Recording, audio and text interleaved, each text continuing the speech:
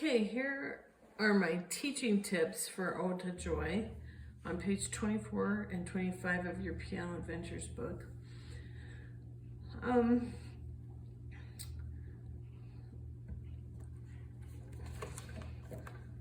Let's talk about musical form, which is introduced up in the orange box on this page. We're going to label, there's 4 lines in this piece. So we have right hand, all the stems are up, plays this first line. Then this little orange line is showing you it's a new line. My left hand will play all the notes in this line. Then it's my right hand's turn again. Here's my left hand will play the last note of this whole line. Then there's an orange line. Then my hands will play together. So if we check out this song, the notes in it, we'll notice that on the first line is almost identical to the second line. It's just higher. So E, E, F, G, G, F, E, D, C, C, D, E, that's exactly the same in the left hand when the left hand plays it. Only the last 2 measures are different. So we're going to call this the section A, those 4 measures. And this is section A1, which means 3 measures the same in this case and 1 different. Now when we get to the third line, it's completely different. So we're going to call him section B. And this line is identical to A1. So we're going to call it A1 again. So instead of learning 16 measures of a piece, all you have to really learn is 9. These four, and this extra one right here. So practically get rid of half the piece if you're looking for patterns. You might have also noticed that I like to get my pencil out, and this piece is a little confusing. It has so many repeated notes. So I circle all my notes that are the same. E, E, G, G, C, C, E, E, D, D. And then it helps me keep track of where I am. I also put a box around these 5 notes because this is the C scale that we talked about in class. And instead of doing the C scale up, C, D, E, F, G, measure 2, and then measure 6, and also measure 14.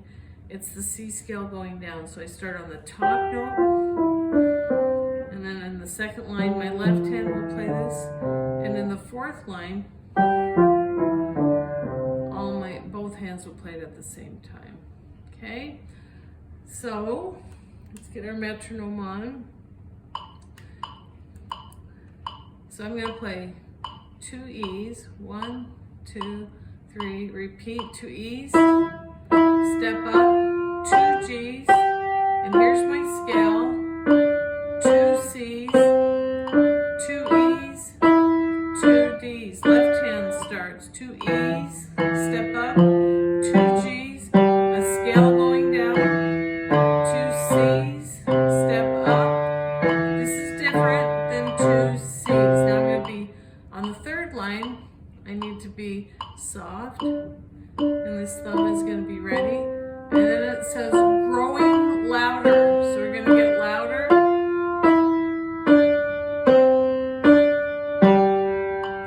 All right, and if you also want to notice on this third line, this measure is the same as this measure. Oh, well, almost, not quite. So we have a little pattern. So let's look at what it is. 2 D's, then you step up, and then this is a skip. So sometimes I'll put little X's for skips. Then we step up, and we skip the E, then we step down. So what the pattern is mostly with this is step, skip, step. This one's different. We got 4 notes in a row, so I'm going to go ahead and put a box around those. It's almost the whole scale. Step up, and then my left hand plays this note. So use your pencil, mark it any way you can. I like to do X's for skips and little lines for steps. And of course, circle repeated notes and boxes for my scales. So let's do that third line one more time. So 2 Ds, repeated note, step up, skip, step, skip, step, skip, step, skip. Here's a little bit of a scale. Now when we get to the fourth line, my hands are it's the exact same as the second line. So hands together, I'm gonna do 2 E's, step up, 2 G's, here's my scale, 2 C's, step up, step, step. So basically, your first, second, and fourth lines are gonna have repeated notes and steps.